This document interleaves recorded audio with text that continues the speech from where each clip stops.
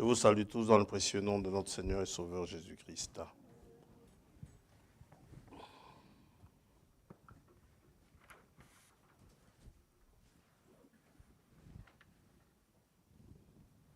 Merci.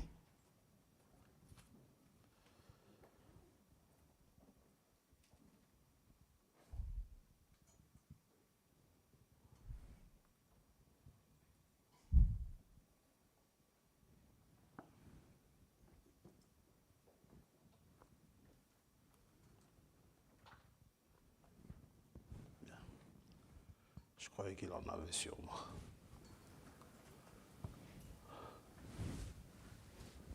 Seigneur, vous bénisse richement. J'ai ici des remerciements et un avis de mariage.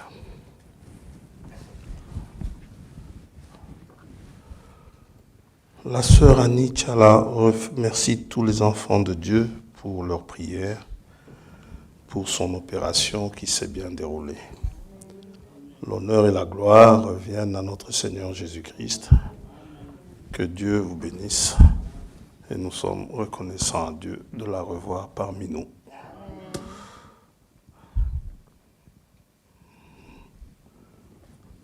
Alors, j'ai ici le faire-part de mariage. Nous allons aussi en parler. La famille Zumbois et la famille Makiese ont le plaisir de vous faire part du mariage de leurs enfants Miché et Marie, qui sera célébré au Christian Center à Rhodes, Saint-Genèse 1640, sur Chaussée d'Waterloo, numéro 47, le samedi 16 avril 22, à 12h30 pour la cérémonie religieuse. À l'issue de la cérémonie religieuse, un cocktail vous sera offert. Nous serons très ravis de vous voir à nos côtés durant ce cocktail. Voilà.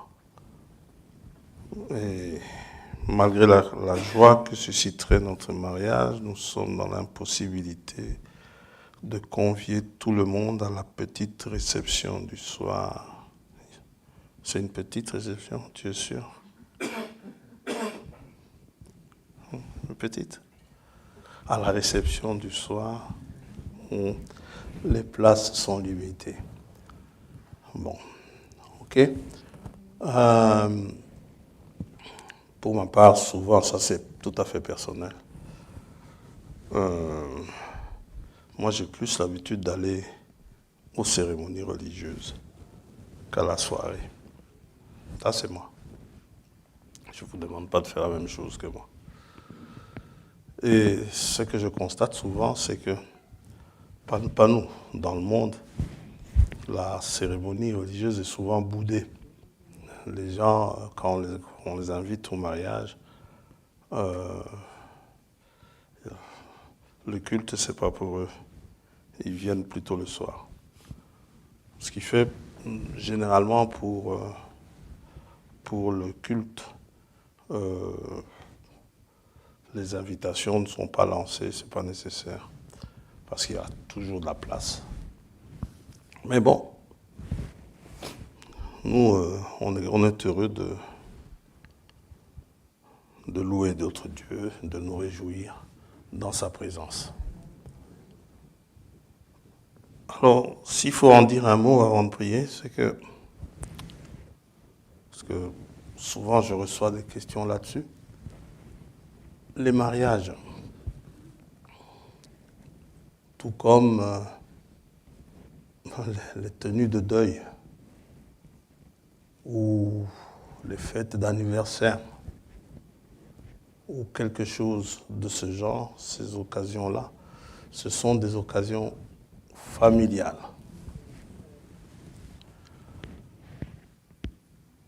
L'assemblée n'est pas tenue, sauf si on nous demande. Ce qui fait que, bon, exactement comme malheureusement dans un deuil, on vous téléphone, on frère, tu veux bien venir tenir un service parce que je veux disperser les gens. On y va, on va tenir un service là-bas. Selon l'opportunité qu'on aura, selon le timing qui sera là. On tiendra un service qui peut ne pas nécessairement ressembler à ce qui se passe ici dans la salle. Le mercredi, vendredi et dimanche. Autrement dit, pour ce qui est de l'organisation, nous ne sommes pas tout à fait au courant de la manière dont les choses doivent se passer. On s'en fait confiance en l'organisation qui est là, bien sûr. En ce qui me concerne, quand on me montre l'organisation, s'il y a des choses qui clochent, j'ai le droit aussi d'accepter ou de refuser. Il ne faut pas mal prendre ça. Et vous avez le droit de chercher quelqu'un d'autre pour pouvoir le faire. Cela se fait tout à fait bien. C'est valable pour... quand il s'agit entre nous, si on demande à ce que la chorale participe, on va demander à la chorale de le faire. Mais si ça ne se fait pas entre nous, quand on me demande la chorale, je dis non. Maintenant, cela n'empêche pas les choristes, si on les sollicite tout à fait en privé, cela ne leur empêche pas d'y aller, de chanter. Ce n'est pas du tout une interdiction. Mais quand c'est entre nous, là, on peut toujours bouger le corps de la chorale. Ça va. Maintenant, si c'est toute la chorale qui y va, à titre privé, c'est tout aussi bien. Nous avons tous le libre arbitre. Il ne faut pas toujours que le pasteur décide de tout. J'ai déjà vu des mariages où la famille étant venue, n'étant pas contente, parce qu'on fermait boutique à 22h, eux, ils commençaient. Ça, les injures ont commencé à voler et des disputes, c'est dommage pour un jour de mariage.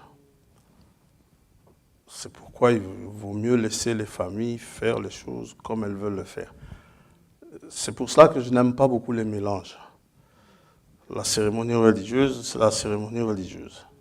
Si on veut qu'on tienne une cérémonie religieuse, on va la tenir telle qu'on la tient entre nous.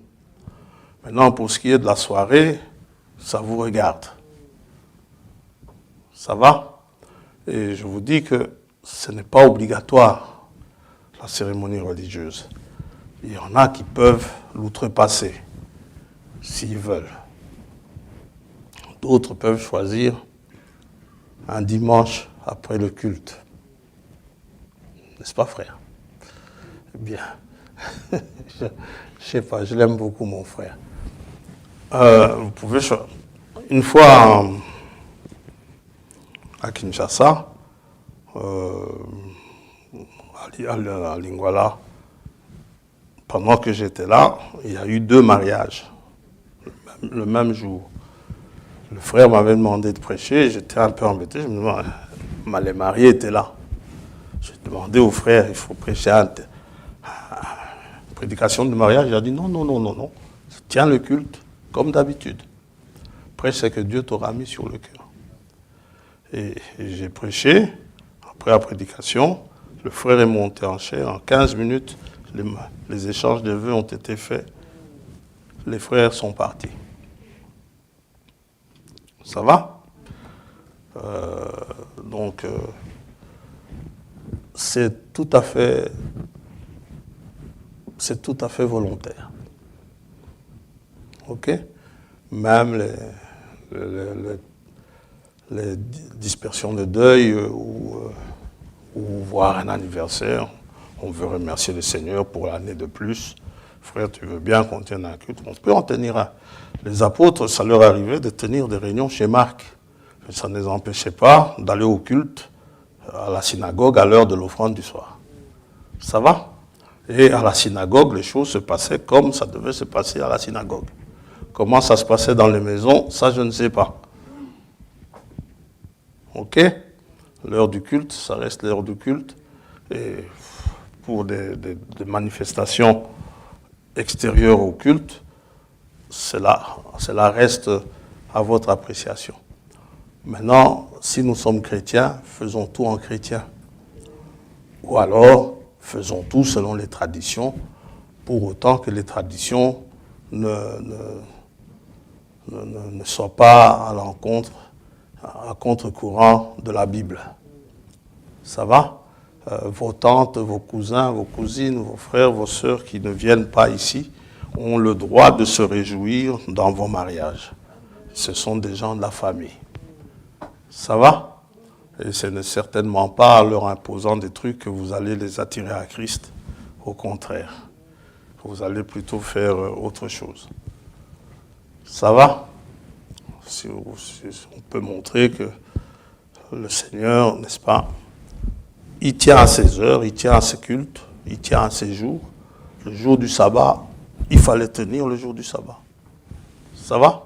On ne pouvait pas faire n'importe quoi le jour du sabbat. C'était son jour.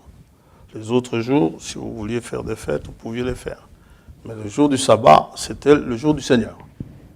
Ok? Voilà. Nous allons prier. Et quand vous faites votre organisation, vous choisissez, vous appelez le conducteur des chants, il faut faire l'organisation avec lui. Vous n'allez pas le mettre dans un couloir où il est obligé de faire exactement vos 4 volontaires. Il faut aussi qu'il ait des choses à dire, puisqu'il est peut-être plus à l'aise lorsqu'il conduit les chants d'une certaine manière. Ça va? Il faut être compréhensif de tous les côtés.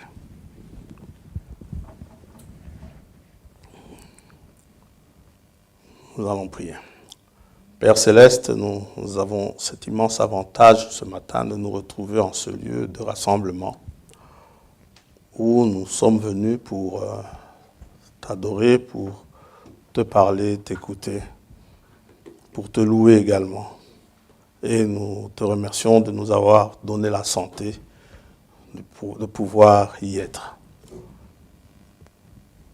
Et surtout pour notre bien-aimée sœur qui a été opérée. Nous te remercions de ce que l'opération se soit bien passée. Et nous sommes heureux de l'avoir parmi nous ce matin, où nous pouvons te louer ensemble, où nous pouvons nous rassembler, où nous pouvons vraiment suivre un culte ensemble, en ton honneur et à ta gloire. Puissions-nous faire les choses comme tu nous as enseigné au travers de ton serviteur en ces temps-ci, selon ce que Paul avait déjà enseigné sous la conduite du Saint-Esprit autrefois, que nous puissions garder cette droite ligne de telle manière que nos cultes te soient agréables. Pardonne-nous nos péchés et ouvre-nous l'esprit pour que nous puissions pénétrer dans ta parole, tant dans l'audition que dans la prédication. Que tu bénisses ta parole, que tu l'inspires. Au nom de notre Seigneur Jésus-Christ, on te l'avons demandé. Amen. Amen. Seigneur vous bénisse. Nous pouvons nous lever.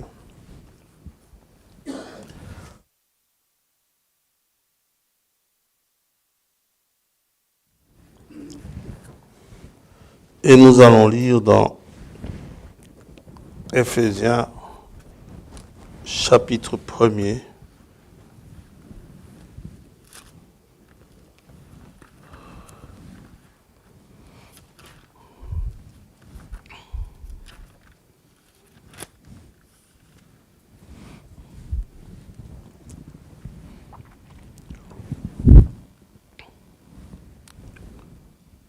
Verset 3.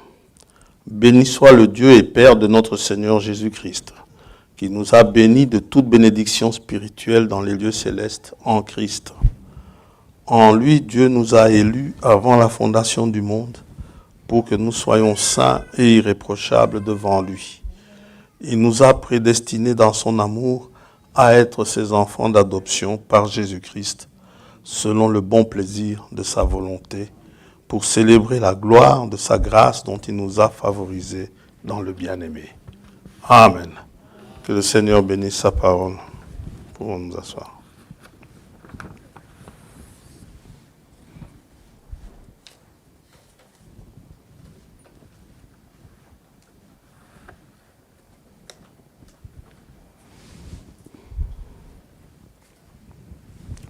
Dimanche passé, nous avions exprimé notre désir profond, notre souhait de voir le Messie venir, où, voyant la condition du monde actuellement, cela nous incite à ardemment désirer sa venue.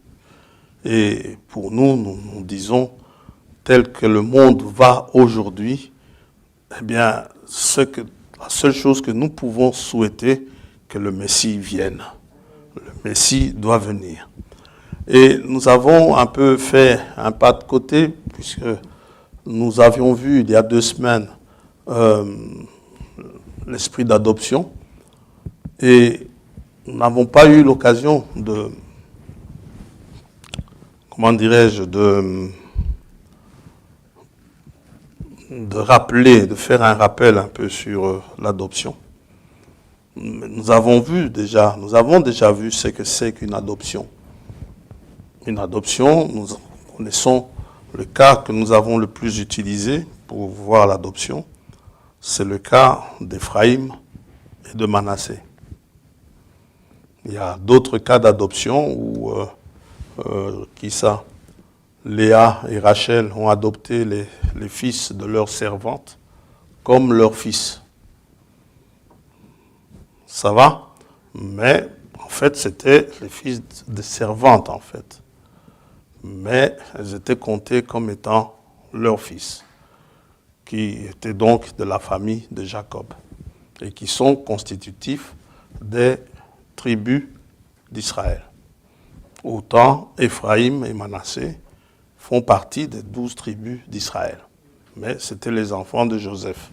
En principe, ça devait être la tribu de Joseph. Mais ce que Dieu a fait, au travers de Jacob, il a pris Éphraïm et Manassé parmi les fils de Joseph, c'est-à-dire ceux qui sont nés pendant son absence. S'il y en a qui sont nés, d'autres fils sont nés à Joseph par après, ils sont nés par après. Ça va? Ceux-là, ils sont comptés parmi les fils de Joseph. Mais Éphraïm et Manassé sont ceux qui sont nés pendant l'absence de Jacob, n'est-ce pas, en Égypte. Dans Genèse 48, nous voyons Jacob les bénir de la même manière qu'il a béni ses enfants à lui, qu'il a engendrés. Il dit ceci dans Genèse 48.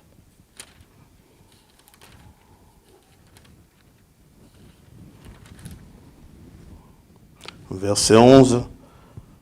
Israël, donc Jacob. Israël dit à Joseph, « Je ne pensais pas revoir ton visage, et voici que Dieu me fait voir même ta postérité. » Joseph les retira des genoux de son père, donc Éphraïm et Manassé. Il les retira des genoux de son père, et il se prosterna à terre devant lui. Puis Joseph les prit tous deux, Éphraïm de sa main droite à la gauche d'Israël, et Manassé de sa main gauche à la droite d'Israël, et il les fit approcher de lui. Israël étendit sa main droite et la posa sur la tête d'Éphraïm, qui était le plus jeune, et il posa sa main gauche sur la tête de Manassé. Ce fut avec intention qu'il posa ses mains ainsi, car Manassé était le premier-né. Il bénit Joseph et dit, « Que le Dieu en présence duquel ont marché mes pères, Abraham et Isaac, que le Dieu qui m'a conduit depuis que j'existe jusqu'à ce jour, que l'ange qui m'a délivré de tout mal bénisse ses enfants. Qu'il soit appelé de mon nom et du nom de mes pères, Abraham et Isaac, et qu'il multiplie en abondance au milieu du pays. » Et nous avons vu, Éphraïm a reçu ça c'est un autre sujet, a reçu la bénédiction en fait du premier-né. Et Manassé a reçu la bénédiction du fils cadet. Et Frère Branham nous explique que c'est Dieu qui a croisé les bras de Jacob au moment de la bénédiction. Ça, c'est l'adoption au pur sens du mot tel que nous le comprenons en français. L'apôtre nous dit que cette adoption, ce type d'adoption, elle n'appartient qu'aux Israélites. Ça veut dire que Dieu n'adopte pas ailleurs. Adopter, c'est prendre des enfants qui ne sont pas nés dans votre famille et vous les considérez comme les vôtres. Comme aujourd'hui, il y a tendance, avec les événements en Ukraine, il y a des tendances des gens qui ont cet élan de vouloir adopter des enfants, rester orphelins de la guerre qui a lieu, qui a cours en ce moment. Mais il y a des lois pour cela. On n'adopte pas n'importe comment. Il y a des lois d'adoption. Ça va? Et il y a des nationalités. Par exemple, si on regarde la loi belge, il y a des nationalités qu'on ne peut pas adopter. Légalement, pour des raisons relationnelles entre les pays, il y a des pays qui refusent que leurs enfants soient adoptés, par exemple, en Europe, ou des choses comme ça. Et selon certaines convenances, eh bien, il y a des nationalités qu'on ne peut pas adopter. Tout ça pour dire que Dieu, il y a certaines personnes que Dieu n'adopte pas. Ça va? L'apôtre dit dans Romains 9,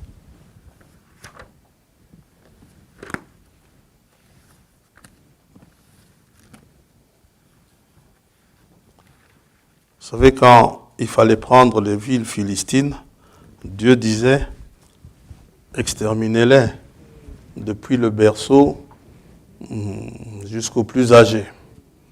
Il leur a bien dit de ne pas prendre, de ne pas adopter les Philistins.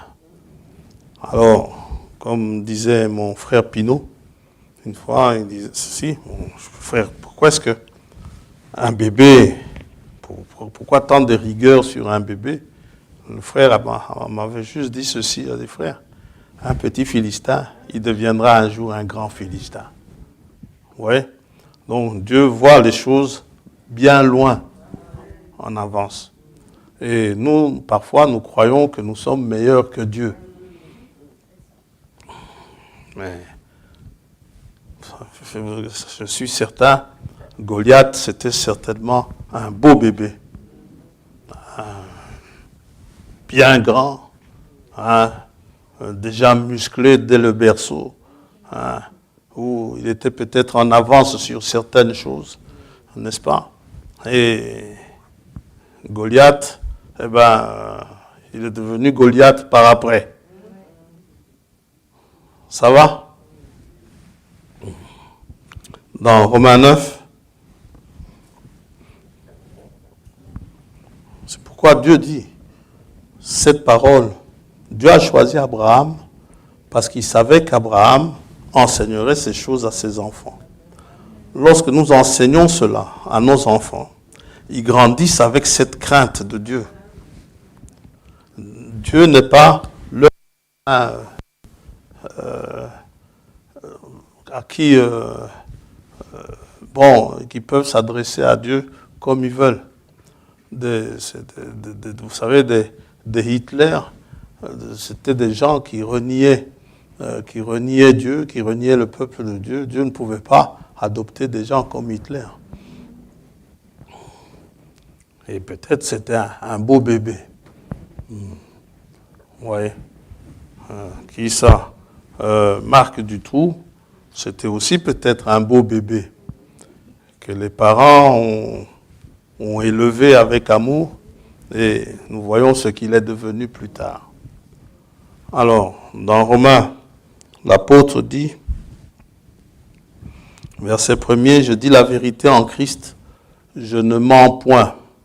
Ma conscience m'en rend témoignage par le Saint-Esprit. J'éprouve une grande tristesse et j'ai dans le cœur un chagrin continuel, car je voudrais moi-même être anathème, c'est-à-dire maudit, et séparé de Christ pour mes frères, mes parents selon la chair, qui sont israélites, à qui appartiennent l'adoption. Dites Amen à ça. La gloire, les alliances, la loi, le culte, les promesses et les patriarches, et de qui est issu selon la chair le Christ qui est au-dessus de toutes choses. Dieu bénit éternellement. Amen.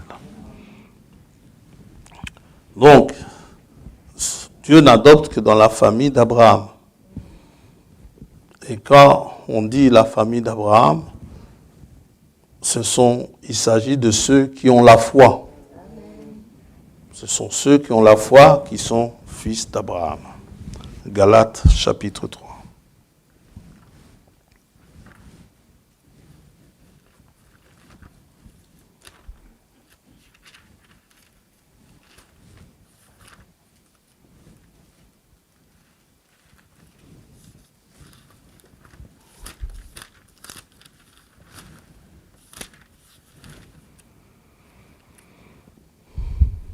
Verset 6. Comme Abraham crut à Dieu et que cela lui fut imputé à justice, reconnaissez donc que ce sont ceux qui ont la foi qui sont fils d'Abraham. Ça va? Aussi l'Écriture, prévoyant que Dieu justifierait les païens par la foi, a d'avance annoncé cette bonne nouvelle à Abraham, toutes les nations seront bénies en toi. Ainsi ceux qui croient sont bénis avec Abraham le croyant. Donc si vous avez la foi aujourd'hui, vous avez, n'est-ce pas, vous êtes potentiellement fils d'Abraham en fait. Mais si vous avez la foi, pas de la foi, mais vous avez la foi, vous êtes fils ou fille d'Abraham. Et vous allez faire partie de la famille de Dieu. Hein? Vous serez adopté dans la famille de Dieu. Et cette adoption, en fait, Dieu le fait, l'a faite plutôt de manière prédestinée, par prédestination. Et c'est ce que nous avons lu, pour commencer. Cette adoption vous donne les droits d'un fils d'Abraham. Vous avez les droits et c'est bon d'utiliser vos droits. Vous êtes autant héritier des choses divines que Christ l'est. Vous êtes co-héritier avec Christ. Bien sûr, quand il y a des droits, il y a aussi des devoirs. Les devoirs, c'est la parole de Dieu, vous savez. Hein? Ce que la Bible nous demande, médite la parole nuit et jour. Et tu auras du succès dans tout ce que tu entreprendras. Ne t'en écarte ni à gauche ni à droite. Quand on lit cela, cela semble être facile, mais je ne vais pas demander à ce qu'on lève le doigt, mais que chacun s'examine, n'est-ce pas? Si réellement, nous tous, moi y compris, si réellement nous méditons cette parole nuit et jour. Alors, à ce moment-là, si c'est oui, gloire à Dieu, je remercie Dieu pour celui ou celle qui la médite nuit et jour. Et c'est une personne à qui tout réussit. Même quand les choses vont mal, pour lui, tout va bien. Quand le vent le bouge, ça travaille pour son bien. Il enfonce ses racines. quand les douleurs le frappent, ça travaille pour son bien. Pourquoi? Parce que Dieu fait tout concourir pour son bien. Les bonnes et les mauvaises choses. Cette personne, dans les situations les plus compliquées, la personne, elle est calme. Elle a une certaine paix. Pas une certaine paix, elle a la paix que Dieu donne.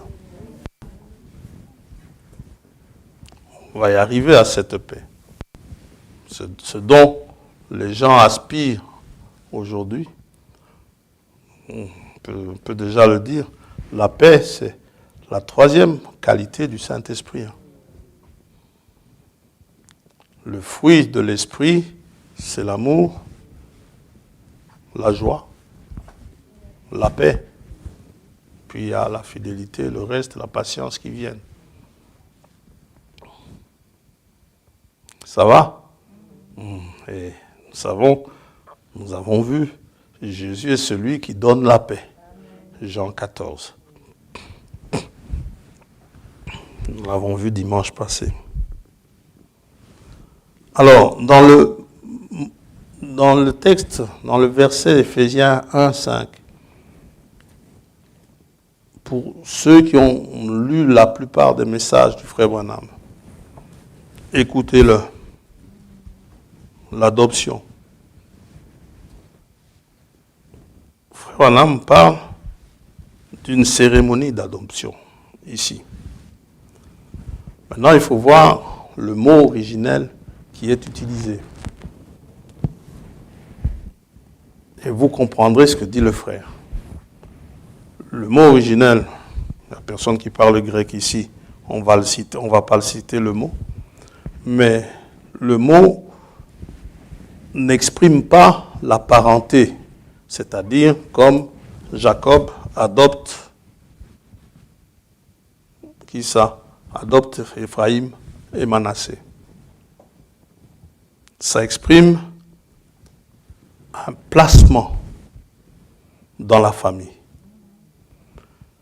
Ça exprime la position dans laquelle vous êtes mis dans la famille de Dieu, dans la famille où vous êtes désormais. Par votre nouvelle naissance, vous êtes enfant de Dieu. Vous êtes fils ou fille de Dieu. Mais maintenant, quelle est votre position dans la famille? Vous savez, chez nous, pour faire simple, nous avons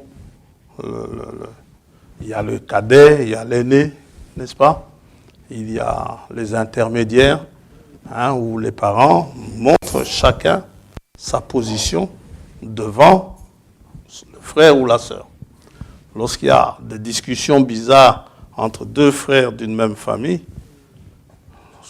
les parents, parfois, ils font semblant de ne pas écouter, mais ils s'écoutent, ils suivent. Quand le cadet va trop loin, on appelle le cadet, on lui dit, fais quand même attention, c'est ton grand frère, ou bien c'est ta grande sœur. On le met à sa place. Ah, mais celui qui a commencé. Je me fiche de voir celui qui a commencé, mais je suis là depuis le début. La manière dont tu parles, on ne parle pas comme cela à son grand frère. Si toi, tu ne respectes pas ton grand frère, quelqu'un de l'extérieur ne va pas le respecter non plus. Tes potes, tes copains. Si pour toi, ton grand frère, c'est un vaurien, pour tes copains, il risque d'être toujours un vaurien. Mais si c'est ton grand frère, les autres n'oseront pas le traiter de vaurien. Parce que vous le respectez. Ça va? Et dans la famille chrétienne, c'est pareil. Et le Saint-Esprit nous montre à chacun sa position. Et ici, Christ, dans Matthieu 17, lorsque le Seigneur est transfiguré, Frère Branham dit, c'était Dieu en train d'adopter son propre fils. Et justement, il le place en position parmi les croyants. Il dit aux croyants, celui-ci est mon fils bien-aimé, en qui j'ai mis toute mon affection. Écoutez-le. Désormais, c'est lui qui parle. Ça va?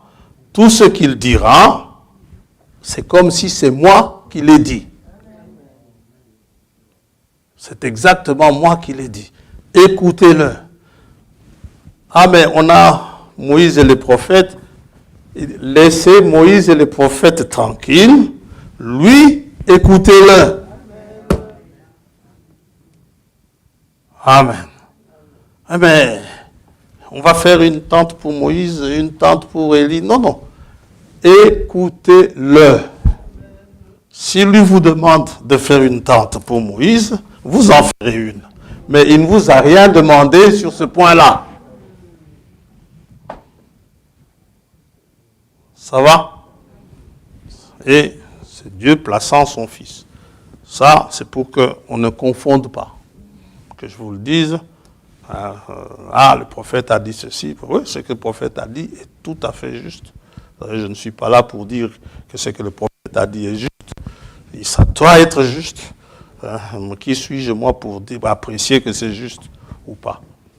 Mais bon, il faut écouter ce que le prophète dit.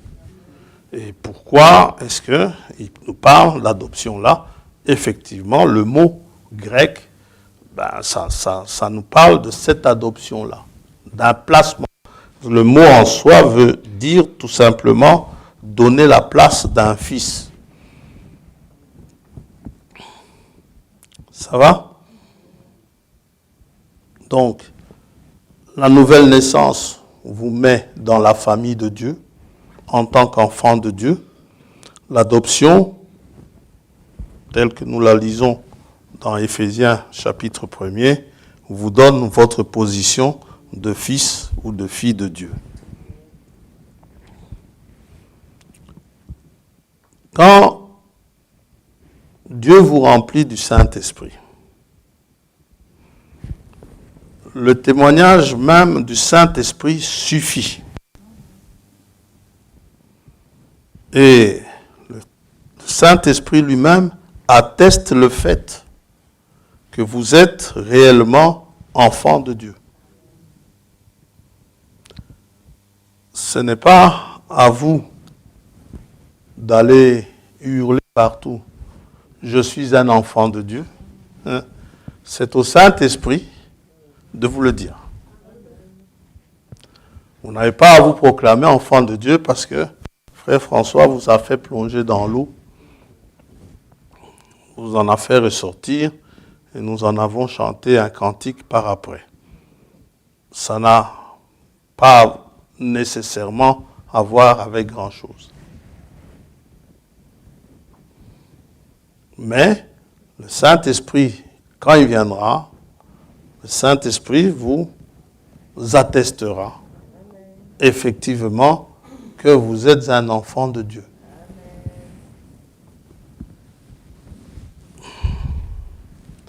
Et vous n'avez pas besoin non plus de prouver ou d'essayer de voir, parce que vous dites que je suis un enfant de Dieu, n'est-ce pas? Satan, qu'est-ce qu'il va faire?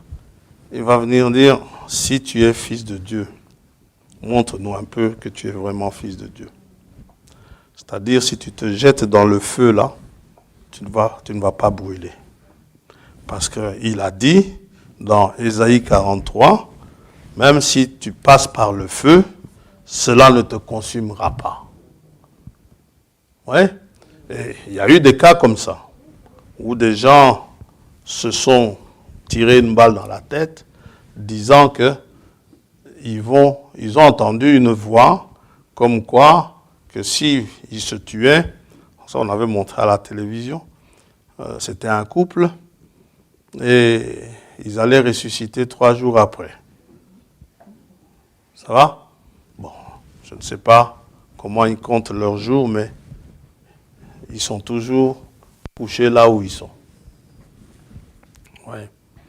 Et ils se sont tirés une balle dans la tête, devant les caméras, et ils sont morts. Donc, ne commencez pas par faire des choses du genre, vous savez, comme je suis un enfant de Dieu, moi, quand je... Non, non. Il faut, les enfants de Dieu sont conduits par qui? Par l'Esprit de Dieu. Romains, chapitre 8.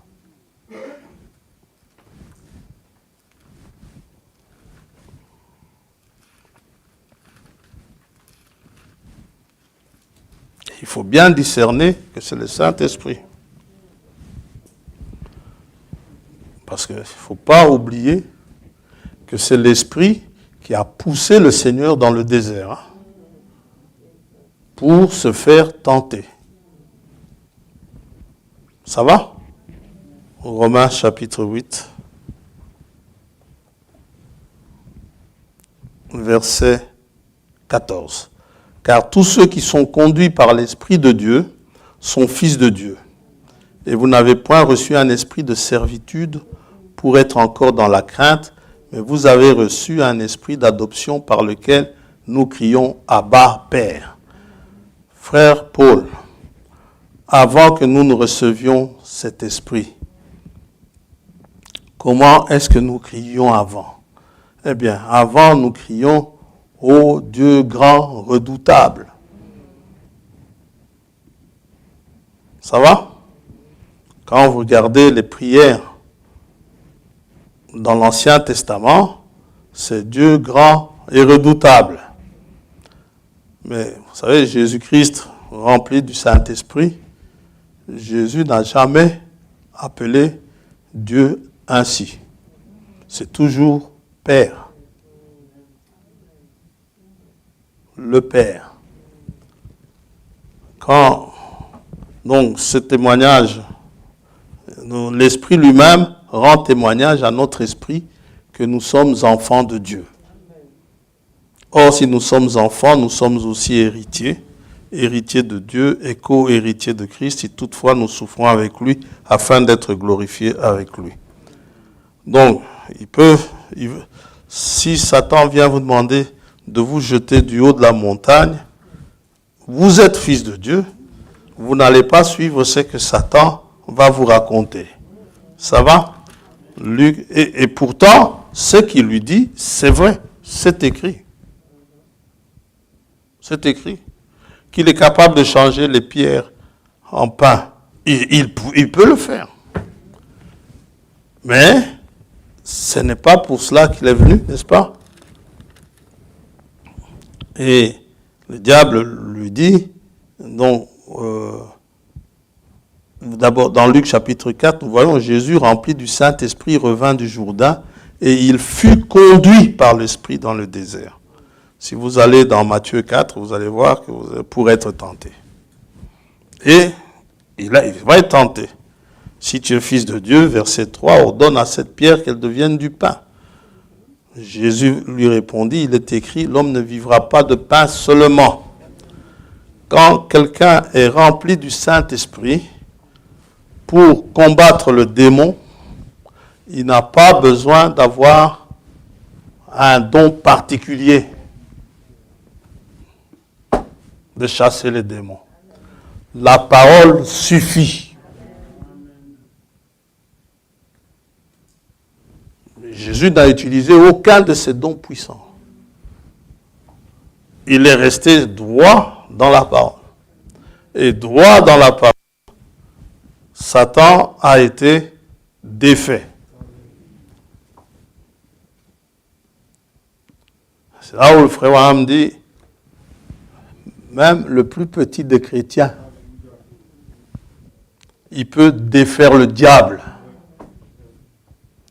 Alors, ne venez pas vous plaindre disant, le diable a été plus fort que moi. Quand vous êtes rempli du Saint-Esprit, le diable, il va avoir peur de vous. avant que l'Esprit ne soit donné, il a eu Moïse, n'est-ce pas? Quand Moïse est descendu de la montagne, il a montré à Moïse de quoi échauffer son esprit. Moïse s'est fâché, il a brisé les tables. Tempérament, comme dit le frère. Quelques semaines plus tard, le peuple a soif, alors que Dieu lui a déjà demandé de frapper le rocher. Dieu lui demande, dans Nombre 20, il demande, parle au rocher.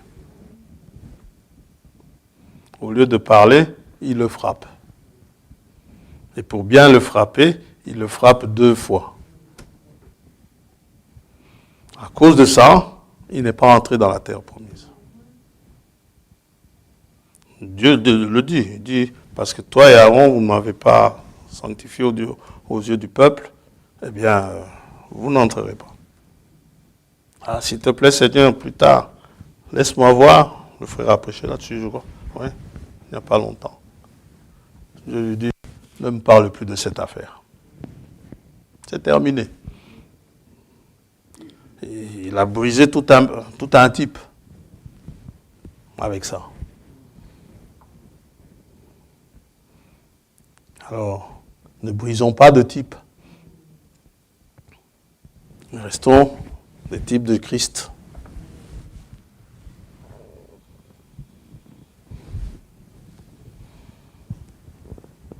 Maintenant, dans Luc 4, nous voyons les différentes tentatives du diable. Ça ne marche pas. Et vous savez, ce type, il ne relâche jamais. Verset 13, après l'avoir tenté de toutes ses manières, le diable s'éloigna de lui jusqu'à un moment favorable. Et des moments favorables, il en a eu. Combien de fois le Seigneur n'a pas été agressé? Où il était chaque fois question qu'ils essayent de le sortir de ses gonds. Et lui n'a jamais péché. Mais nous, lorsque ça nous arrive, on compte, hein, fait 1 fois, 2 fois, 3 fois, pour les plus patients. Et puis, à un moment donné, j'en ai marre. Ouais. Le moment favorable, il n'est jamais loin. Il n'est jamais très loin. Pierre a eu un très bon moment. Qui dites-vous que je suis? Moi, le Fils de l'homme. Pierre, il sort tout ce qu'il a emmagasiné. Tu es le Christ. Il pouvait s'arrêter là. Mais tu es le Fils du Dieu vivant. Il pouvait s'arrêter là. Tu es le Saint d'Israël. Yes. Tous les titres sont sortis. Jésus le regarde, je crois, il ne se tenait pas à sa place là. Jésus dit, sois heureux. Ce n'est pas la chair et le sang qui t'ont révélé cela, mais mon Père dans les cieux. Merci Seigneur, je suis un fils de Dieu.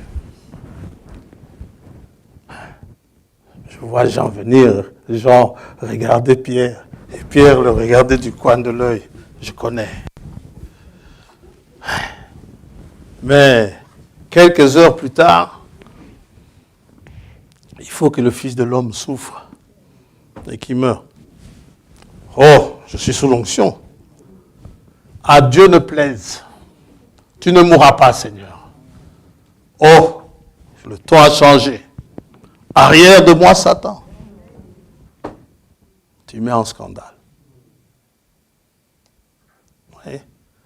Et il y a des moments comme ça. Je lisais au courant de la semaine ici. Vous savez, dans Marc 9, le fils lunatique, là,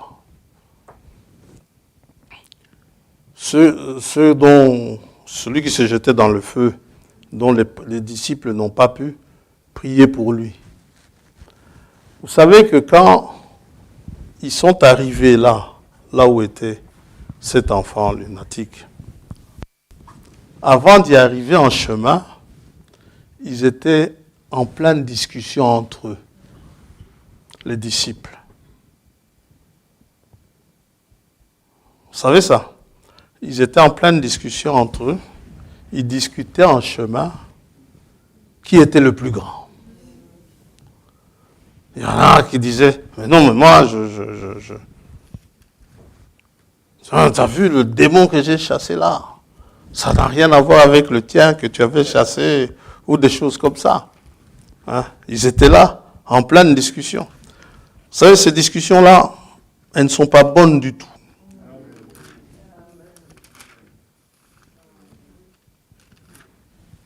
D'ailleurs, ils étaient conscients que la discussion n'était pas bonne. Parce que le Seigneur va leur poser la question. Il va leur poser la question et dire, de quoi discutiez-vous en chemin? Vous savez, ils n'ont pas... Ils ne vont pas répondre. Hein?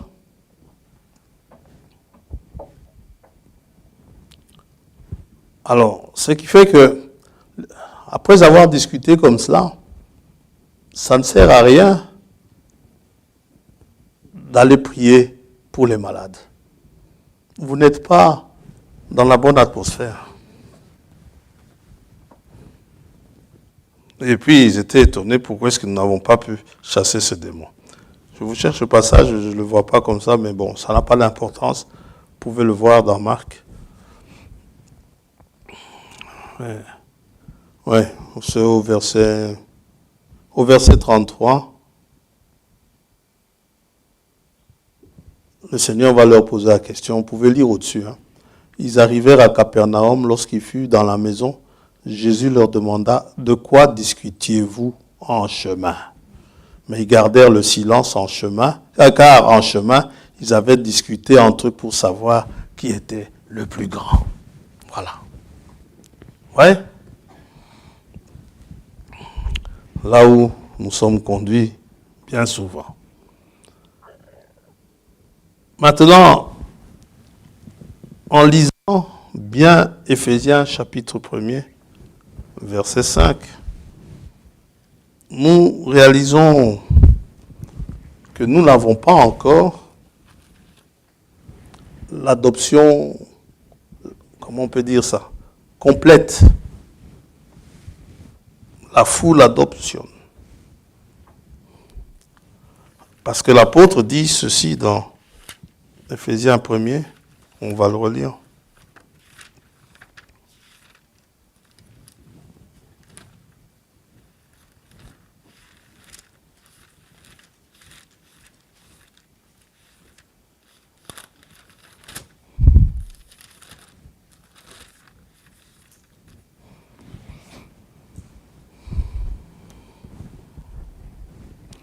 Verset 5, « Il nous a prédestinés dans son amour à être ses enfants d'adoption par Jésus-Christ, selon le bon plaisir de sa volonté. » Donc, c'est le bon plaisir de sa volonté.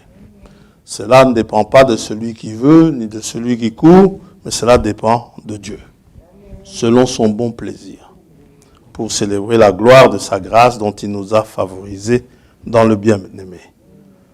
Nous ne sommes pas encore, donc ça signifie que nous ne sommes pas encore tout à fait ce que nous devrions être.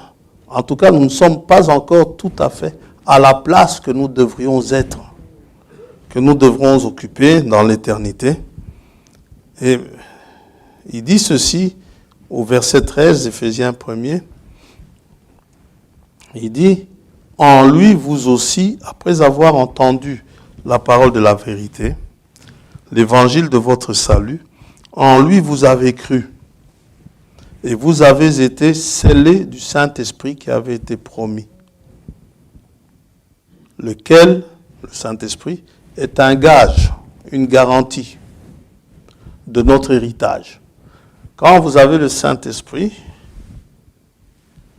vous êtes certain, Dieu vous garantit votre héritage. C'est à vous. Héritage pour la rédemption de ceux que Dieu s'est acquis pour célébrer sa gloire. Nous allons intituler ce matin le sujet « Scellé du Saint-Esprit promis ». Scellé, c'est marqué du sceau. Le sceau, c'est comme un cachet, n'est-ce pas? Pour ceux qui ont une voiture, la plaque à l'arrière, il y a le petit rond là, montrant que c'est un sceau, c'est un cachet de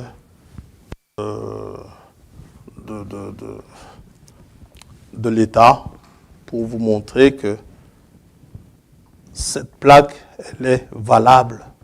Et les policiers qui ont un œil exercé savent reconnaître les faux cachets des vrais. Quand ils roulent derrière vous, ils peuvent voir si votre plaque est une fausse ou une vraie. Ça va? C'est un cachet. L'Assemblée a un cachet, je crois. Hein? Nous avons un cachet. C'est pour authentifier. Quand les frères, les administrateurs mettent un cachet sur un papier de l'Assemblée ou sur un objet, c'est pour authentifier que le document vient bien de l'Assemblée, ou alors appartient à l'Assemblée, ou alors, oui, ça vient, c'est un document qui a été rédigé à l'Assemblée. Et l'administration a des cachets comme ça.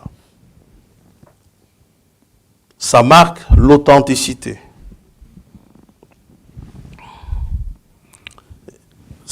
Donc ça laisse une trace que l'on appelle le sceau. C'est un marquage pour rendre les actes authentiques, ou alors lorsqu'on met le sceau à une porte,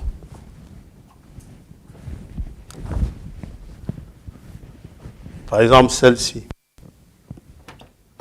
on m'interdit d'entrer dans le bureau. Il s'est passé quelque chose ici dans l'Assemblée. La police vient, veut mener une enquête, m'interdit d'entrer dans le bureau. Partout où il y a accès au bureau, ils vont placer des sceaux qui ne sont pas nécessairement inviolables, c'est-à-dire je peux les enlever, mais dès que je les enlève, j'aurai des problèmes. Alors, lorsque je mets ça, seul le magistrat a décidé de sceller la porte. Il est le seul habilité à sceau. Même un autre magistrat ne peut pas le faire. Il faut que ça soit celui qui a posé le sceau. Les banderoles que l'on met à la police, c'est pour vous empêcher d'appuyer. Pas ça le sceau. Le sceau est sur la porte. C'est pour m'empêcher d'entrer dans la pièce et d'en enlever des éventuelles preuves, des éventuels indices qui peuvent servir à l'enquête. Et personne n'a le droit d'y entrer. Il faut que cela soit le magistrat lui-même. Quand quelqu'un brise les sceaux, les scellés, comme on dit, eh bien, il va au-devant de sérieux problèmes. Ça peut aussi être ça. Un sceau, dans la Bible, le frère William nous dit, ça signifie d'abord une œuvre terminée. Une œuvre achevée. Quand vous êtes scellé, ça veut dire que il n'y a plus rien à faire de plus pour vous. Vous êtes arrivé au bout. Au bout de la procédure, vous êtes arrivé à la perfection, selon Dieu. Et il n'y a plus rien à faire, tout a été fait, selon ce que Christ a crié à la croix, pour mon perfectionnement.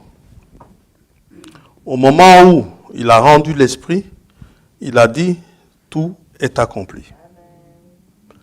C'est-à-dire qu'aujourd'hui, pour mon salut, pour le vôtre, Jésus-Christ ne peut plus faire de plus. Ce qu'il a fait est largement suffisant, est plus que suffisant pour vous sauver. Parfois, avant de prier pour les malades, il arrivait aux frères, pour ceux qui l'ont déjà lu, il arrivait aux frères de dire ceci: on ne peut plus lui demander de vous guérir. Pourquoi? Parce que cela a déjà été fait. Et pour preuve que cela a déjà été fait, dans Ésaïe chapitre 53,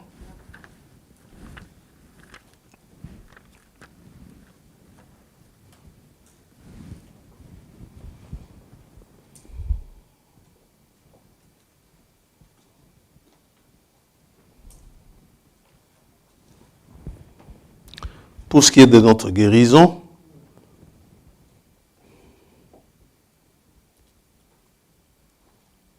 on peut lire le verset 5, mais il était blessé pour nos péchés, brisé pour nos iniquités.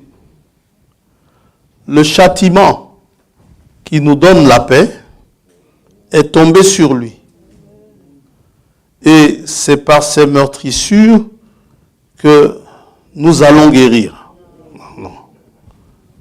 Que nous sommes guéris. Ça veut dire que l'œuvre a déjà été faite. Maintenant, si vous avez la foi d'Abraham, si vous êtes fils ou fille d'Abraham, amen. Selon Hébreux 11, Abraham et les siens, ceux qui descendaient de lui, tous ces héros de la foi, ils ont obtenu la foi qui obtient les promesses. Maintenant, si vous avez la foi qui obtient les promesses, c'est sûr que par les meurtrissures du Seigneur Jésus-Christ, nous sommes guéris. Alors, comment se fait-il que nous n'obtenons pas toutes les guérisons qu'il faut? N'oublions pas ce que nous avons dit. Nous sommes conduits par le Saint-Esprit. Le Saint-Esprit nous dit ce sont nos droits. Ça va? Et lorsque le Saint-Esprit nous atteste que ce droit-là est à nous, eh bien, il est à vous. Dans une réunion de prière,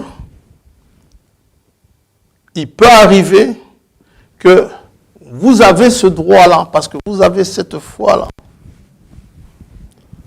Vous n'avez pas eu de carte. Billy Paul ne vous a pas donné une carte de prière pour qu'on prie pour vous. Mais vous avez la foi. Le Saint-Esprit va surpasser la file, va même vous montrer que vous n'avez pas besoin, parce qu'il n'est pas demandé dans la Bible, que vous ferez la file. Il est dit dans la file que par ces meurtrissures, vous êtes guéris. Si vous savez obtenir, si vous pouvez obtenir cette promesse-là, là où vous êtes, là où vous allez entendre le Saint-Esprit parler au travers de quelqu'un, de la personne qui prie pour vous, pour les malades. Ah, il y a à telle place, telle chaise, telle personne. Son prénom c'est, même que son nom c'est comme ça. Et que son nom et son prénom sont comme ça, mais on l'appelle comme ceci. Sans aucune erreur possible, où le Saint-Esprit dit, vous avez mal à tel endroit, et c'est ceci et cela, votre foi vous a guéri. Amen. Et cette foi-là, elle existe. C'est pourquoi Dieu a permis, a voulu que cette nourriture soit emmagasinée. Comme cela, nous pouvons le lire aujourd'hui. Et pour les plus sceptiques, l'emmagasinage n'a pas été fait. Ça n'a pas été fait dans des brochures. Non. Les brochures, c'est venu après. Ça a été emmagasiné dans des bandes sonores. La personne n'est plus au milieu de nous. Même peut-être celles pour lesquelles qui ont été guéries ne sont plus là aujourd'hui. Mais le fond sonore y est toujours. Vous pouvez entendre, si vous entendez l'anglais, n'est-ce pas? Vous pouvez entendre cela en direct. Comment est-ce que les personnes étaient guéries? Amen. Alors vous dites, oh, c'est dommage que je ne vivais pas en cette époque-là. Ça n'a absolument rien à voir. Je connais une femme, et c'est là aussi, c'est emmagasiné.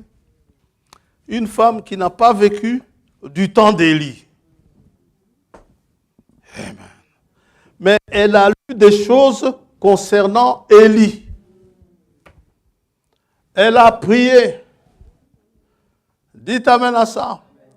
Elle dit à Dieu, c'est moi qui dis ça, c'est pas normal qu'il n'y ait un Élie seulement qu'à un certain temps de l'histoire. Amen. Tu es le Dieu, tu es le je suis. Amen. Tu es le présent. S'il y avait un Élie en ce temps-là, il doit y en avoir un encore en ce temps-ci. Amen. Mais quel genre d'Élie? Je ne sais pas, mais cet Élie-là qui priait pour les malades. On ne vous parle pas de ramener les cœurs, ceci, de cela. On vous parle de cet Élie-là qui a fait des miracles. Elle a demandé à un Élie. Aujourd'hui encore, il doit y en avoir, peut-être pas des Élis de manière à délivrer ce message, à ouvrir les seaux, ce n'est pas ça le problème, mais des Élis, des prophètes de Dieu, qui sont appelés à prier pour les malades. Et cette femme, elle a lu ça, elle ne savait même pas, elle ne connaissait même pas le frère. Elle a lu, elle a lu, elle s'est mise en prière. Moi, mon fils est en train de mourir. Il se meurt. Et il est en train de mourir dans la pire des conditions, ne te connaissant pas, Seigneur. Oh, envoie-moi Élie. Oh. Dieu dit quoi? Qu'est-ce que tu veux? Envoie-moi Élie. Yes. Et Dieu lui dit, ok, je vais t'envoyer Élie. Amen, alléluia. Gloire à Dieu. Et Élie était dans un avion. La météo s'est dégradée tout d'un coup. Malgré ces faux prophètes météorologistes, il y en a un qui nous a menti mercredi.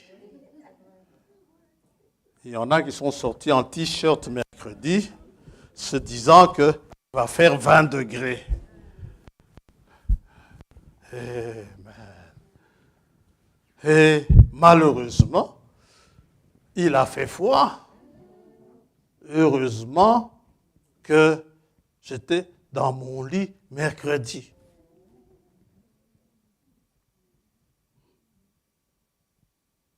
Oui. Et la météo s'est fâchée. Je ne sais pas ce que le météorologiste avait prévu ce jour-là. L'avion a décollé. C'est disant qu'il pouvait décoller. Dieu le fait atterrir. Il atterrit. Il atterrit justement dans la ville où se trouvait cette femme-là. L'avion devait y faire une escale. Vous savez, le Saint-Esprit connaît les choses de Dieu. Il savait qu'il y avait quelqu'un qui avait le ministère d'Élie en ce temps-là. Et le Saint-Esprit a dirigé la prière de cette femme en demandant la chose juste, envoie-moi Élie. Aujourd'hui, il n'y a peut-être plus Élie, mais il doit y avoir quelqu'un quelque part. Le Saint-Esprit va dire, va l'aider dans sa prière et dire, envoie-moi un tel qui prie pour les malades. Et le frère ou la sœur, sans comprendre le pourquoi ni le comment, va se diriger tout droit vers là-bas. Peut-être même ne connaît pas la personne. Le frère était en escale. Il est descendu de l'avion, escale pour un certain temps. Eh bien, et puis le Saint-Esprit lui dit, sors de l'aéroport. Oh, mais il y a l'avion. Il faut obéir à l'Esprit. Dieu tient les avions entre ses mains. Sors de l'aéroport. Il sort de l'aéroport. Je ne connais pas la ville, Seigneur. Dieu dit, je connais. Vous savez, le GPS, l'homme n'a fait que découvrir. Amen. L'homme n'a rien créé. Dieu lui dit, va à gauche. Il va à gauche. Va à droite. Il va à droite. Mais l'avion va décoller. Dieu lui dit, va devant. Et le voilà parti. Et cette femme était assise là au bord du chemin. Dieu lui a dit, Élie va passer. Vous croyez que le Saint-Esprit peut faire ça? C'est le même esprit qui a conduit Siméon au temple. C'est cet esprit-là qui a fait asseoir cette femme-là au bord du chemin. Elle voit frère François arriver. Non, c'est pas lui. Amen. Et puis, elle voit quelqu'un d'autre arriver. Bonjour, pasteur. Est-ce que vous me connaissez? Il dit, mais ça fait longtemps que je vous attends. Ah, que se passe-t-il? C'est ici dans la chambre. Vous voyez? C'est le surnaturel. Et ce surnaturel n'existe qu'avec les enfants d'Abraham. Pour d'autres, c'est des fables. Mais pour nous, c'est du miel sur le rocher. Gloire à Dieu.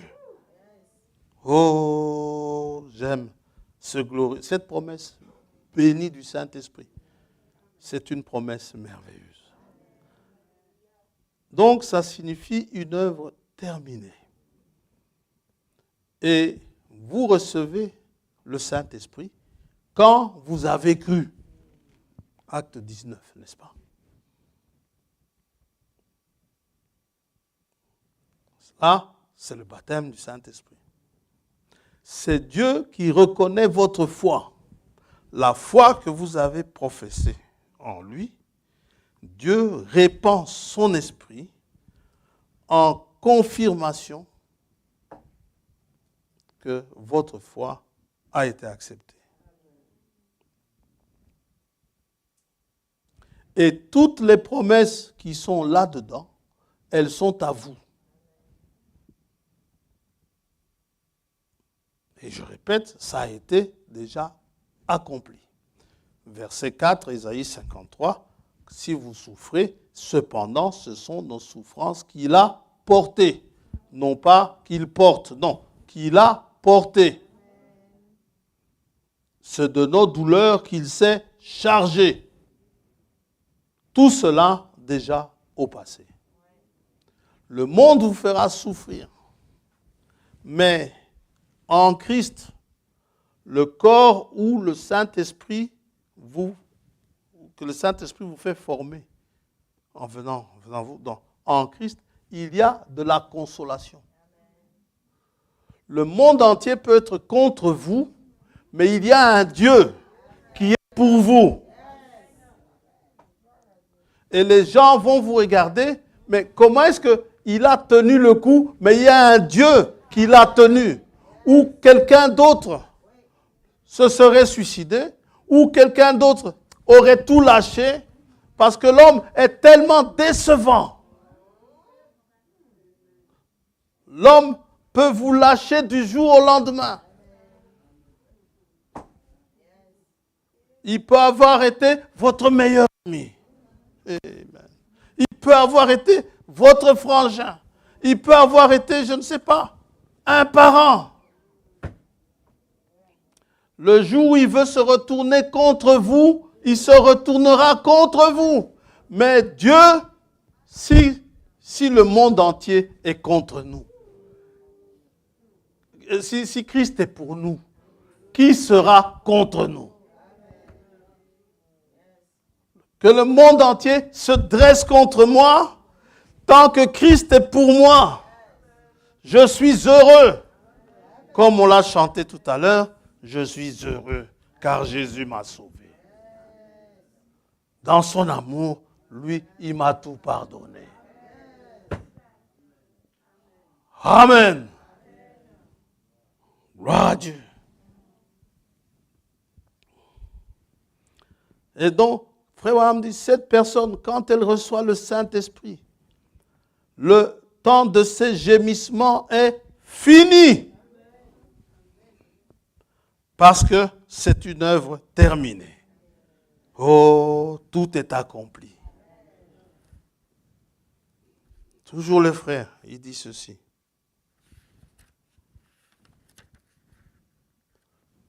Paragraphe 67, la brèche dans les sceaux.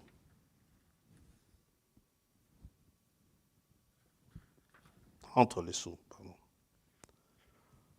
Par exemple, autrefois, je travaillais pour la compagnie de chemin de fer. Et nous chargés des wagons de marchandises avec des boîtes de conserve et différentes choses qui venaient de la conserverie. Mais avant que le wagon puisse être scellé, il fallait que l'inspecteur passe pour voir si ce wagon était chargé correctement. Sinon, à la première secousse, toute la marchandise s'éparpillerait et serait abîmée. Je vais un peu m'arrêter là. Question que je voudrais vous poser. À la première secousse, c'est quoi cette secousse? Cette secousse, ce n'est pas juste ça. C'est une véritable secousse. Jésus dit à Pierre, Satan vous a réclamé pour vous cribler, ça veut dire pour vous secouer, comme on crible le froment. Ah! Mais comment est-ce que ma foi n'a pas défailli? Eh bien, j'ai prié pour vous. Amen! Gloire à Dieu. Donc, à la première secousse, c'est cette épreuve-là qui vient vous frapper sérieusement. Mais si on voit que ça ne va pas, eh bien, il faut tout recommencer. Toute la marchandise s'éparpillerait et serait abîmée, et la compagnie de chemin de fer en serait tenue pour responsable. Donc, cet inspecteur vérifiait pour voir si tout était bien en place. Sinon, il condamnait le wagon. Et alors, il nous fallait tout recommencer tant que l'inspecteur n'était pas satisfait. Voilà pourquoi nous recommençons souvent. L'inspecteur, le Saint-Esprit, il n'est pas content pour certaines choses telles que se sont mises en place là-bas. L'œuvre est encore à faire. C'est là où certains parmi nous pleurent en priant, disant, « Seigneur, c'est vrai, je ne suis pas encore ce que je devrais être. Mais je ne suis plus ce que j'étais. » Et alors, il nous fallait tout recommencer tant que l'inspecteur n'était pas satisfait.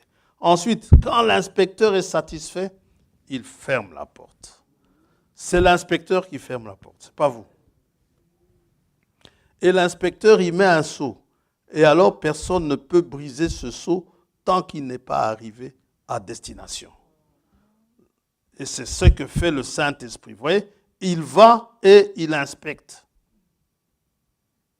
C'est pour ça que vous ne pouvez pas avoir ces choses et vous dites, j'ai parlé en langue, j'ai crié, j'ai dansé dans l'esprit. Ça n'a aucun rapport. Vous voyez, le Saint-Esprit inspecte cette personne jusqu'à ce qu'il soit parfaitement satisfait et qu'il sache qu'ils y sont.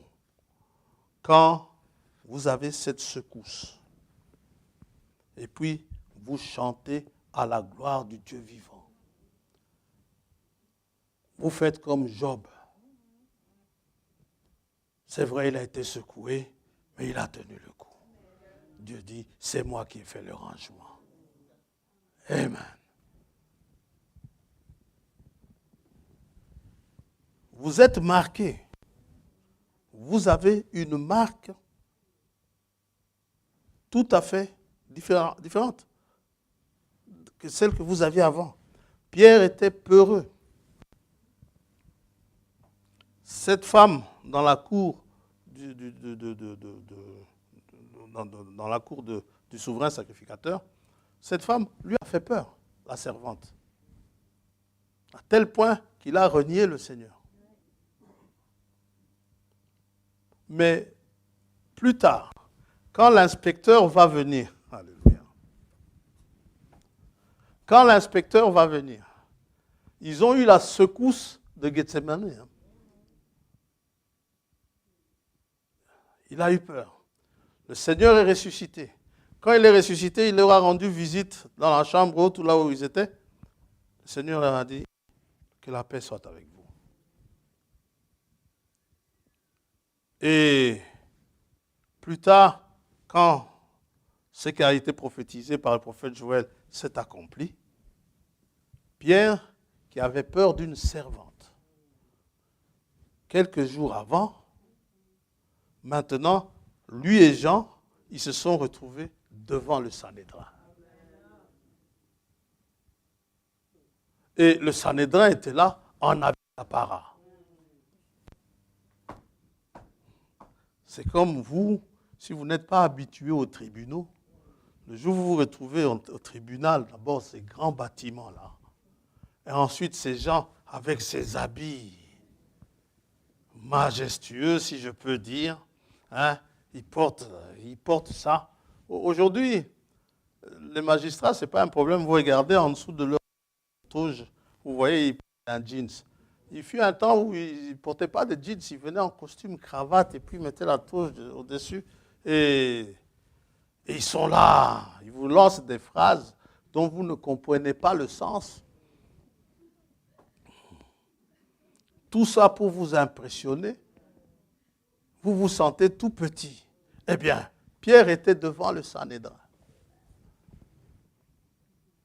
Et ils les ont interrogés. Il dit, puisque vous nous interrogez sur un bienfait qui vient d'être fait, vous le dire. Ils ont regardé, lisez dans Actes, on n'a plus le temps, lisez dans Actes, chapitre 3, jusqu'à 5, on va dire, le Sanhédrin, voyant leur assurance. Le Sanhédrin était embêté de le voir plein d'assurance devant eux. Des gens qui n'ont pas étudié, qui sont sans instruction et qui sont devant eux, qui ont étudié, avec plein d'assurance. Quelle audace. Et puis ils menacent. Plus question de prêcher en ce nom. Pierre les regarde. Et je risque quoi si je prêche en ce nom? Tu risques de coups de bâton et tout ça. Jugez-en vous-même. S'il faut obéir aux hommes, plutôt qu'à Dieu. Ouais. Oh, Pierre, Jean, frère, on va nous battre pour le nom du Seigneur Jésus-Christ. Ils se voient tous les deux se prendre. Gloire à Dieu. Mais ces gens, est-ce qu'ils sont normaux ou pas?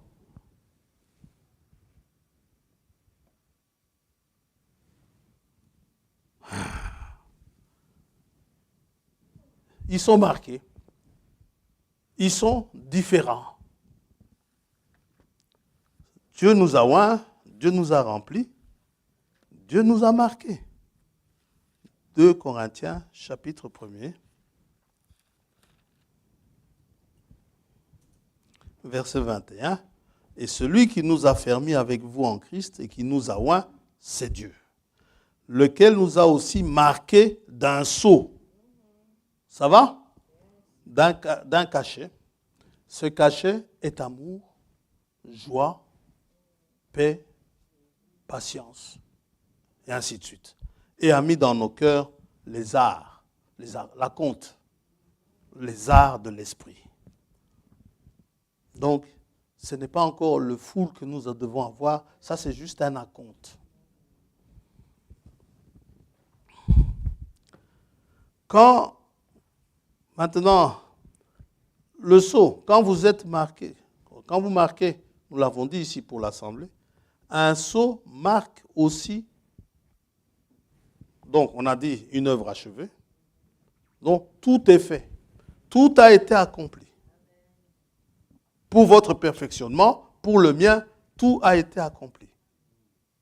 C'est pourquoi l'apôtre dit dans Philippiens 1, verset 6, je crois, il dit, je suis persuadé que celui qui a commencé en vous cette œuvre la rendra parfaite pour le jour du Seigneur. L'apôtre était certain de ce qu'il prêchait. Quand, maintenant, ça c'est là, l'achèvement de l'œuvre, mais il n'y a pas que ça. Un sceau marque aussi la propriété. C'est-à-dire que vous marquez d'un sceau ce qui vous appartient. Alors, quand Dieu nous marque par un sceau, cela nous montre que nous lui appartenons. Dans 2 Timothée chapitre 2, et ici, le sceau qu'il va utiliser également, c'est sa parole. Et le Saint-Esprit aussi, bien sûr.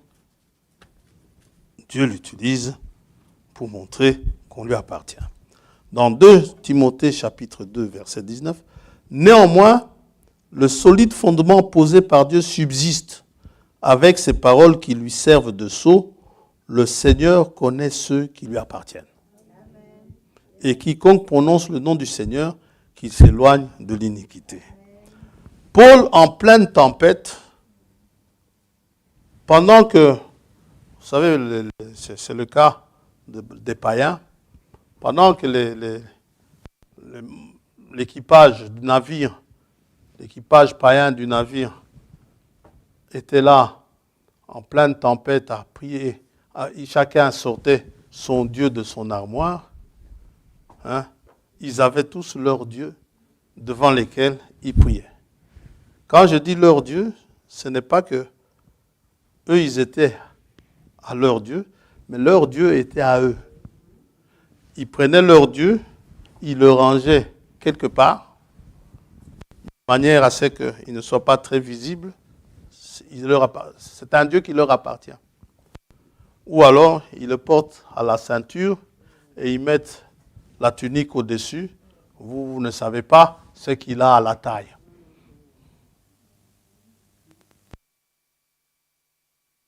Moindre problème, il touche à l'endroit. Ouais. Donc, il se retrouve devant une situation compliquée, il touche à l'endroit. Protège-moi, protège-moi. Ouais. Oh, protège-nous de la tempête, protège-nous de la tempête qui est là. Ouais. Et Paul les regarde. Et puis, à un moment donné, un ange vient lui parler. Paul vient leur dire ceci. Écoutez, dans Acte 27, verset 21, on n'avait pas mangé depuis longtemps. Alors Paul, se tenant au milieu d'eux, leur dit, ô hommes, il fallait m'écouter et ne pas partir de Crète afin d'éviter ce péril et ce dommage. Maintenant, je vous exhorte à prendre courage, car aucun de vous ne périra et il n'y aura de perte que celle du navire. Un ange du Seigneur un ange de Dieu, du Dieu à qui j'appartiens. Je suis à lui. Lui n'est pas moi, mais je suis à lui. Je lui appartiens. Eh bien, et que je sers, m'est apparu cette nuit. Jonas, lui, aussi dans la tempête, il a dit, le Dieu que je crains. Hein, pourquoi tu as quitté ce Dieu-là? Il dit, jetez-moi à la mer. Et le problème a été résolu. Donc, nous sommes à lui, nous sommes marqués. Nous avons la marque que nous appartenons à Dieu. Et cette marque est une marque spirituelle. Et c'est l'Esprit de Dieu. Un enfant, quelqu'un qui a le Saint-Esprit, c'est réellement un enfant de Dieu. Romains 8, n'est-ce pas? Conduit par l'Esprit de Dieu. Et il est conduit au travers des méandres, des tournures et des virages qui sont dans les Écritures. Il est conduit dans tout ce qui lui appartient comme promesse. On a presque fini. Donc, le sceau, c'est une œuvre achevée. Il nous a scellés. Ça veut dire qu'il a achevé l'œuvre. Il nous a scellés. Ça veut dire qu'il nous a marqués de telle manière que nous lui appartenons. C'est pour cela que beaucoup de choses vous arrivent. Dans le psaume 34, David dit, le malheur atteint souvent le juste.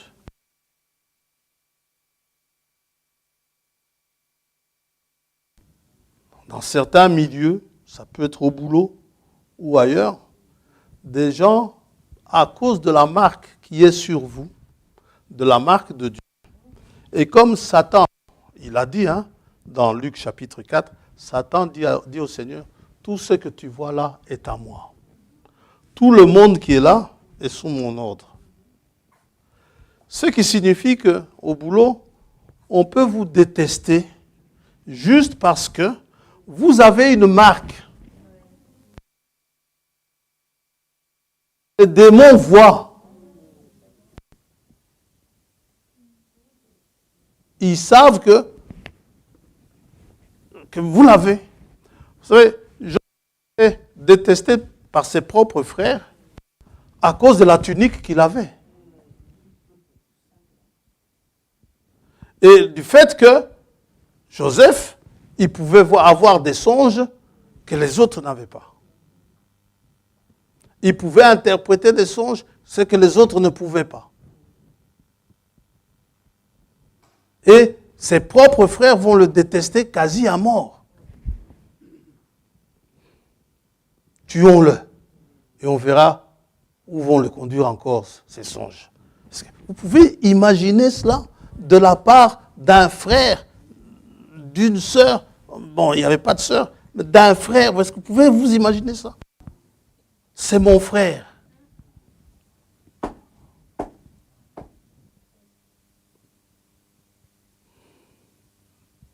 Au lieu de vous défendre, non.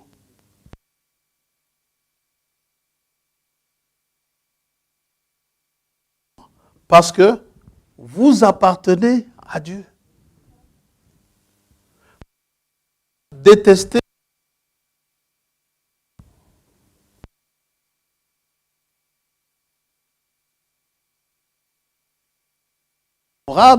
Abel. Mais pas Caïn. Ça va?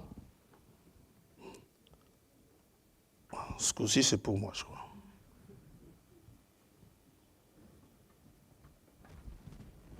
Ouais. On continue. Nous terminons de toute façon.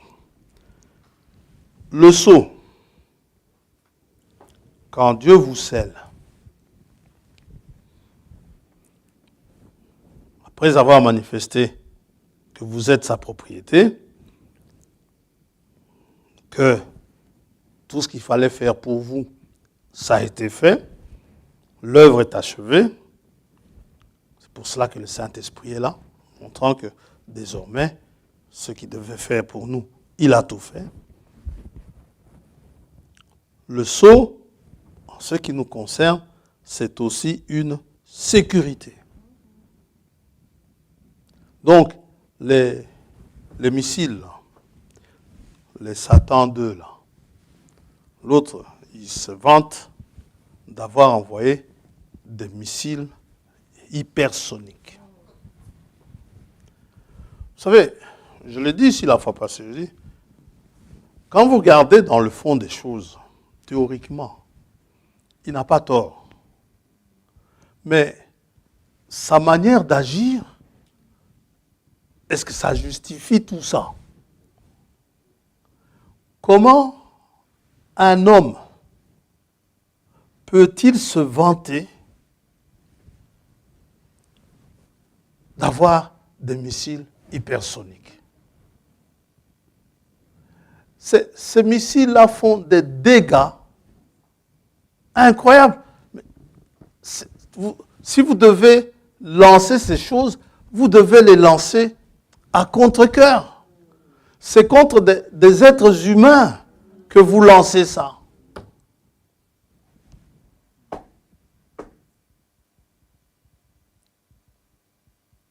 Oui. C'est quoi un missile hypersonique? Il va 5 fois plus vite que le son.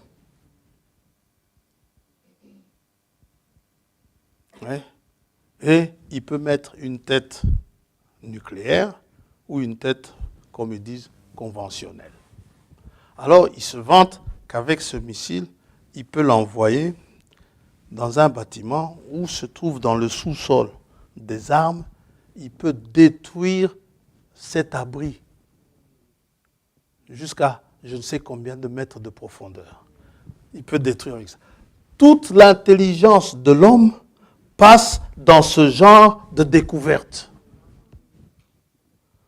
C'est pourquoi nous revenons à ce que nous avons dit dimanche. Le Messie doit venir. Parce que l'homme est devenu fou.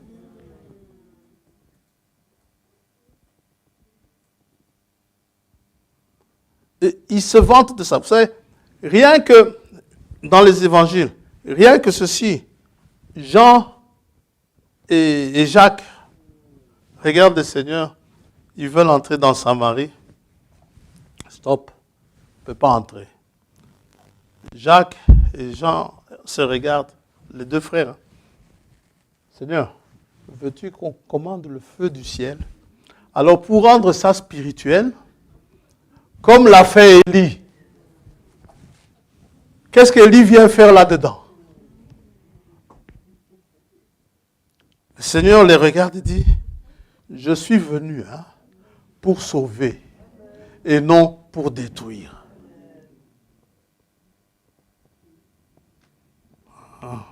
On croyait bien faire. Non. Tu ne peux pas avoir bien fait comme ça. C'est comme ces frères qui, une fois Dieu a répondu à leurs prières, ils deviennent orgueilleux, n'est-ce pas? Et quand ils se disputent, fais attention toi. Parce que sinon, je vais prononcer un ainsi dit le Seigneur contre toi.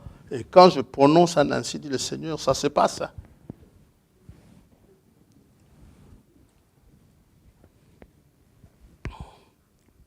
Non.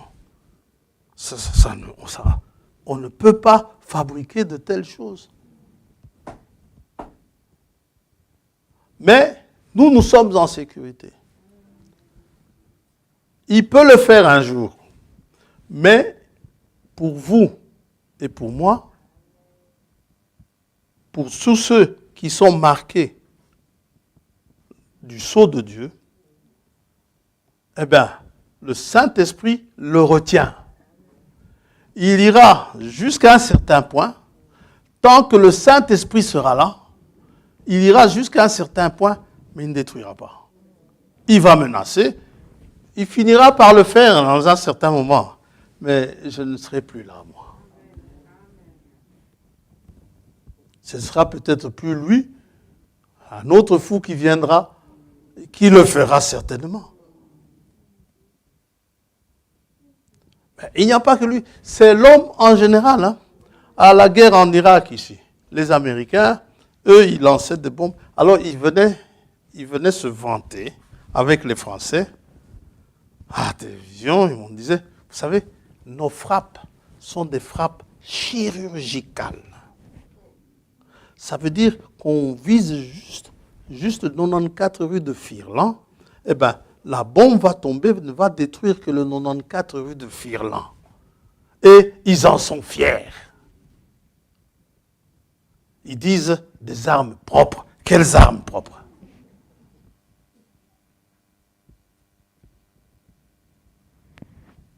Le meilleur abri, c'est en Christ. Lorsque vous êtes marqué du sceau de Dieu, ça c'est une chose. Satan ne peut rien faire contre vous. Il a sa marque aussi, lui. Hein. Frère Marat me dit quand quelqu'un est marqué du sceau de l'autre, là, Dieu ne sait plus rien faire avec lui.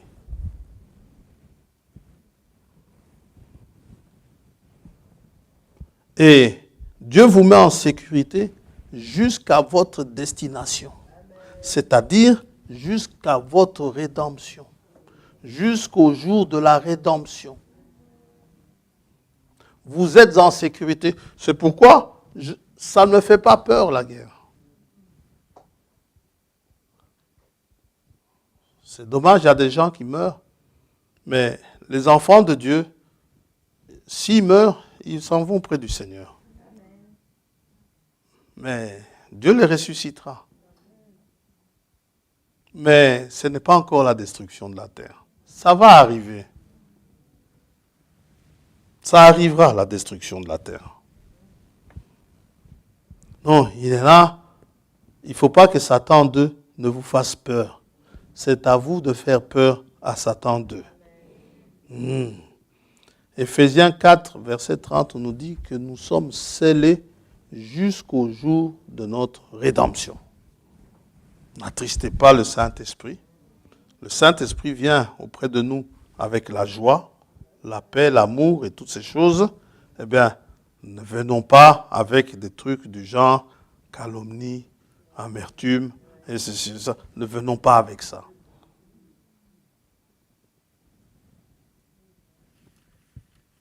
Dans Romains 8, 22, c'est le dernier passage que nous allons lire. Or, nous savons que jusqu'à ce jour,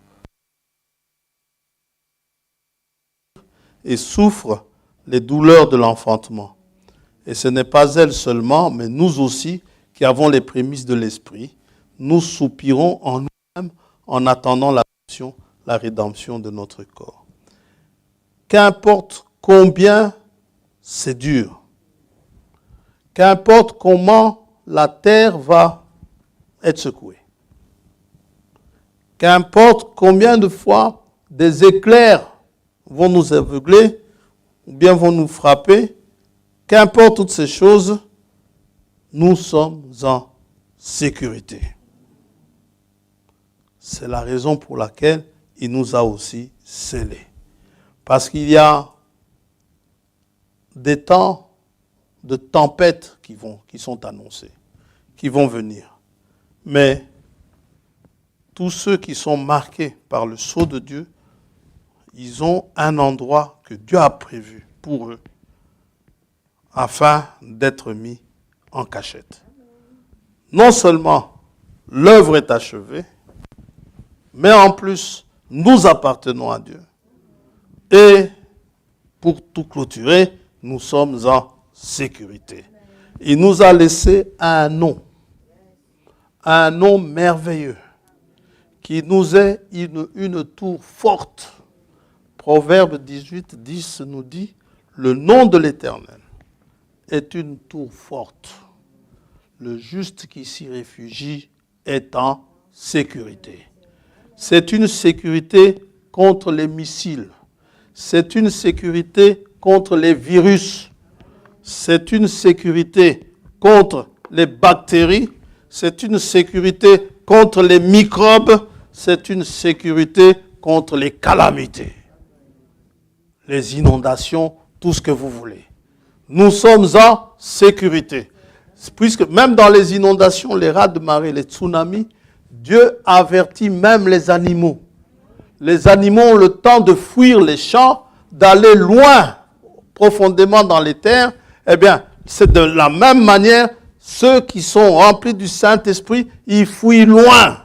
Si maintenant un tsunami doit frapper la Belgique jusqu'à Bruxelles, ici, depuis la mer jusqu'à Bruxelles, et de hautes vagues, eh bien, s'il y a un fils ou une fille de Dieu, vous allez voir le fils ou la fille de Dieu sans que vous ne compreniez quoi que ce soit. Vous allez le voir. Frère, priez pour moi. Je dois aller au Congo pour 2 semaines. La personne va au Congo. Et après, une fois arrivé là-bas au Congo, nous ici, enfin, vous, ceux qui sont restés ici, n'est-ce pas? Eh bien, ceux-là vont subir le tsunami. Vous voyez? En fait, celui qui est parti au Congo, il est parti vraiment à l'aise. Inversement, si ça doit frapper le Congo, le tsunami, vous vouliez peut-être partir, vous annulez votre voyage comme ça. Ah, et dire que j'ai failli y aller. Vous voyez?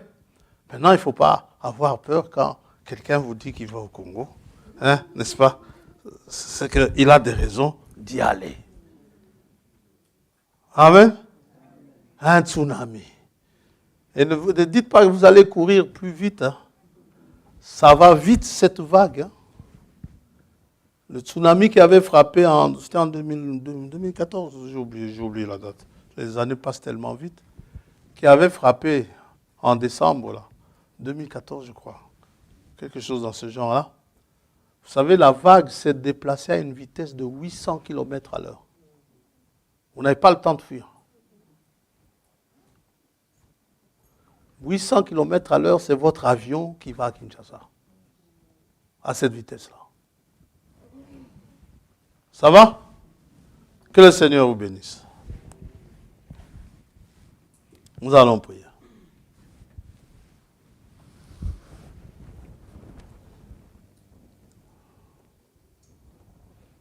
Selon le besoin que vous avez ce matin, Dieu ne peut rien faire de plus pour vous que ce qu'il a déjà fait. Il a fait tout ce qu'il fallait faire. Le frère, serviteur de Dieu, dit ceci, celui qui va en enfer, il aura mérité. Dieu aura tout fait pour le sauver. Celui qui va au ciel, eh bien, il sait tout simplement, il s'en est remis à Dieu. Parce qu'il ne veut pas qu'aucun périsse, mais que tous viennent à la repentance. C'est cela son désir le plus profond. Aussi, tout a été accompli, tout a été achevé. Jésus n'a rien laissé d'inachevé. Pour votre guérison, il y a eu achèvement. Pour vos souffrances, il y a eu achèvement. Les douleurs, tout a été accompli. Non seulement cela, il s'est acquis de vous. Ça veut dire qu'il vous a acheté, il vous a racheté. Vous lui appartenez. Vous êtes son acquisition. Vous lui appartenez. Et personne ne peut vous arracher de ça. Parce que vous lui appartenez. Il a dit lui-même, de tous ceux que le Père lui a donnés, il n'en a perdu aucun. Vous êtes en sécurité. C'est cela que ça signifie, le sceau, être scellé. Ça signifie toutes ces bonnes choses-là. Qu'importe les secousses que vous allez avoir, vous appartiendrez toujours au Seigneur. Prions le Seigneur. Père céleste, Dieu Tout-Puissant, au milieu de nous ce matin, il y a des fils et des filles d'Abraham. Il y a de tes enfants. Pour qui tu as acquis d'abondantes bénédictions. Comme dit l'apôtre, toute bénédiction spirituelle.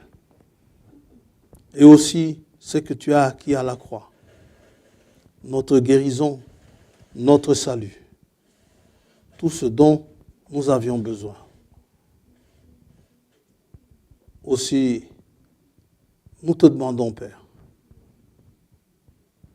de nous aider, toi qui suscites la foi de chacun, de nous donner cette foi qui obtient les promesses. Car les promesses, elles sont là, elles sont bien réelles. Et si tu les as faites, c'est parce que tu savais que ceux que tu allais t'acquérir, oh Dieu, allaient en avoir besoin. Et ce besoin, nous l'avons aujourd'hui. Pour l'âme affligée, que tu lui parles ce soir, ce matin.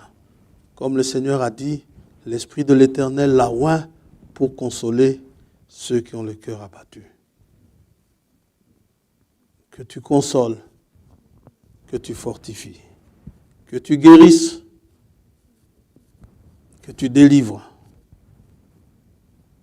et que tu reçoives l'honneur, la gloire qui te reviennent de la part de tous ceux à qui tu as fait toutes ces bonnes choses. Et pour ceux qui sont affligés, ceux qui sont dans la tristesse, dans la douleur, que tu les consoles. Aussi, nous te prions pour notre sœur Elisabeth, qui vient de perdre sa grand-mère. Que tu puisses lui apporter la consolation dont elle a besoin. Nous avons des bien-aimés qui sont alités. Oh Dieu, si tu ne répands pas parmi nous ces bonnes choses que tu as répandues au calvaire, ces bonnes choses que nous obtenons par les meurtrissures de notre Seigneur et Sauveur, alors nos frères, nos sœurs, beaucoup demeureront encore dans la souffrance, dans l'affliction. Mais si tu appliques tes mains meurtries sur eux et que tu leur donnes la foi de se saisir de ces promesses, certainement ils seront guéris. Et l'honneur et la gloire ne reviendront qu'à toi seul. Ils te loueront, ils danseront à ton honneur. Ils témoigneront, Seigneur. Et nous nous joindrons à eux dans leur joie pour t'honorer, pour te glorifier. Nous chanterons ce que les anges ne savent pas chanter. Ils ne connaissent pas la guérison. Fais-nous la nous connaître pour que nous puissions encore te louer de tout notre cœur. Sois béni, sois loué. Merci, Père, pour tes enfants merci pour tout ce qui a été fait aujourd'hui. Et alors que nous terminons, nous te demandons de nous assister, de nous raccompagner, de dispenser tes bienfaits en chacun d'entre nous. Au nom de Jésus-Christ, notre Seigneur et Sauveur, nous t'avons prié. Amen. Amen. Seigneur vous bénisse. Il